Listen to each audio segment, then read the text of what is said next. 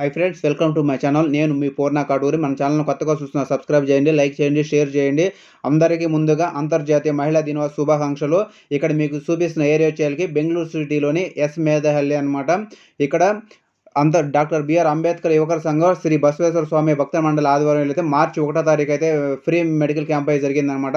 ఇక్కడ నారాయణ నేత్రాలయ మరియు the Oxford medical college doctors అయితే ఇక్కడికి వచ్చారన్నమాట. ఇక్కడ మెడికల్ క్యాంప్ అయితే ఆల్రెడీ మార్చి 1వ తారీఖు కంప్లీట్ అయిపోయింది. కొంతమంది పేషెంట్స్కి సజెషన్స్ ఇచ్చిండారన్నమాట.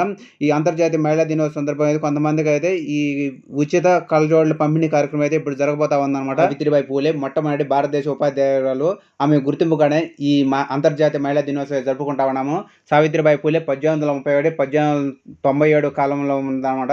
భారతదేశం మొట్టమొదటి మహిళా ఉపాధ్యాయులు, సంఘ సంస్కర్త మరియు కవయిత్రి. భర్త జ్యోతిరావు పూలేతో కలిసి 1848లో పూణేలో బాలికల కోసం మొదటి పాఠశాలను స్థాపించారు. స్త్రీ విద్య, కుల నిర్మూలన, వితంతు పునర్వివాహాల కోసం పోరాడి అణగారిన వర్గాల మహిళా చైతన్యం కోసం ఆమె అహర్నిశలు శ్రమించారు. కొంతమంది చీఫ్ గెస్ట్లను అయితే ఆహ్వానించడం జరిగింది. ఒకసారి అయితే ఈ స్త్రీల ఔన్నత్యం గురించి పద్యం రూపంలో బాగా చెప్పినాడు.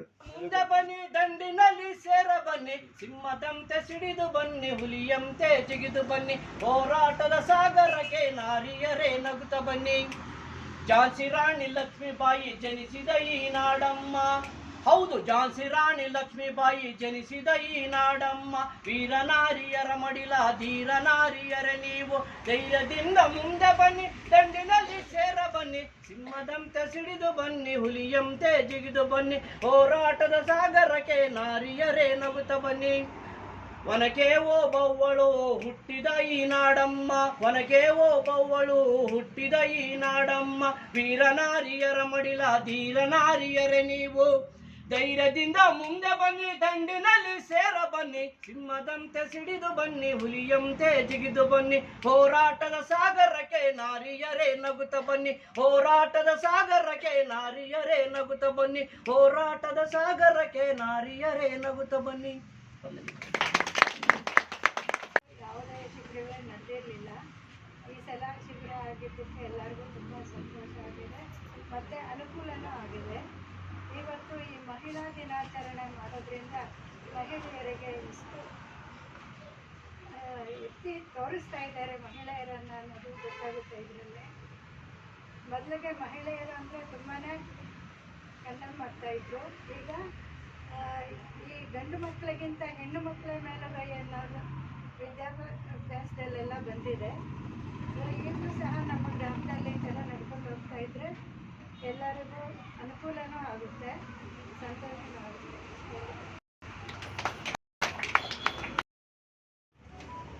ಕಾಣಿಸ್ತಾ ಇದೆಯಾ ಕಿರಣಗೆ? ಈಗ ಎಷ್ಟು ನಿಮಗೆ 2 ರೂಪಾಯಿ ಬರಿದೆ, ಮೇಲಿದು ಕೆಳಗಡೆ ಅಜ್ಜೆ ಕಾಣಿಸ್ತಾ ಇದೆಯಾ ಕರೆಕ್ಟಾಗಿ? ಈಗ ಎಷ್ಟು ಒಂದೇ